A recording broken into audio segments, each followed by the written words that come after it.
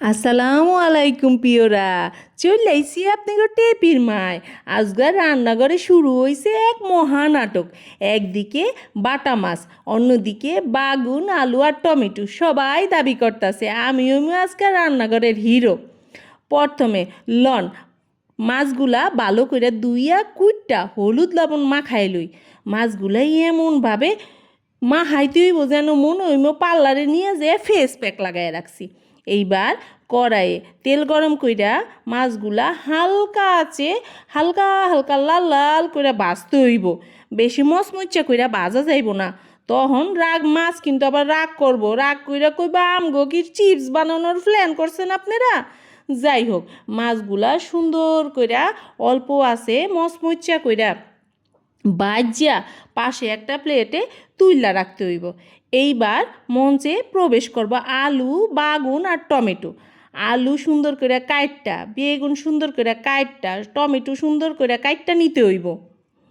এইদিকে বেগুন আলুটা কইতাছে দেহিস আজকা কিন্তু আমার রং দেখা সবাই মুগ্ধ হইব। আলু উত্তরে কয় আগে সিদ্ধ হ, তারপরে কথা ক। যাই হোক, এইবার কড়াইয়ের মধ্যে পেঁয়াজ কুচি দিয়া দিব। পেঁয়াজ কুচির ভিতরে টমেটো দিয়া দিব। পেঁয়াজ এমন এক শিল্পী রে ভাই, নিজেও কান্দে আরেকজনেরও কান্দায়।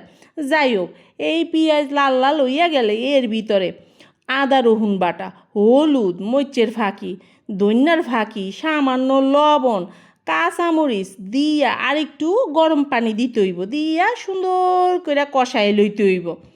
মশলা সুন্দর করে লাল লাল কষাই না হয়ে গেলে একটু তেলটা ছাড়লে এর ভিতরে আলু, বাগুন, টমেটো দিয়া দিতে হইব। একটু নাইরা সাইরা লইতে হইব। একটু গরম উতরাই না পানিও দিতে হইব। এখানে কিন্তু ঠান্ডা পানির কাম নাই। ঠান্ডা পানি দিলে হোয়াদ নষ্ট হইয়া যায়। তারপরে সুন্দর কইরা ডাকনা দিয়া ডাইকা দিতে হইব মশলা কষানোর লেগে। এই যে বাগুন আর আলু দিলেন যে এর লগে মশলা কষাইতে হইব না, নাইলে কি টেস্ট বাড়বো কন দিবি ওরা।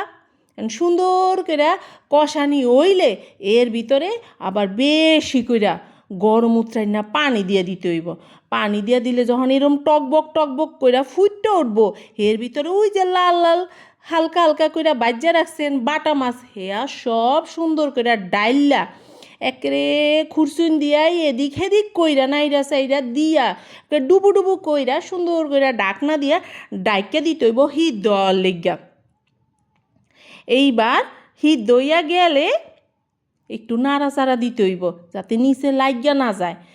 মাঝে মাঝে একটু লবণটাও টেস্ট করে দেখেন যে লবণ হয়েছে নি। যদি লবণ না হয় আপনাকে পরিমাণ মতো যে যেমন স্বাদের খান এরম করে লবণ দিয়া লইয়েন।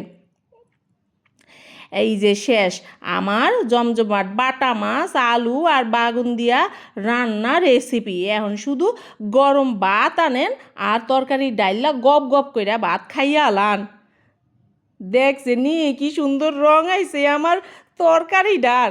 ভিডিওটা ভালো লাগলে লাইক দেন, শেয়ার করেন আর কমেন্টে কন আপনি গো বাসায় বেগুন বেশি কথা কয়েন না আলু।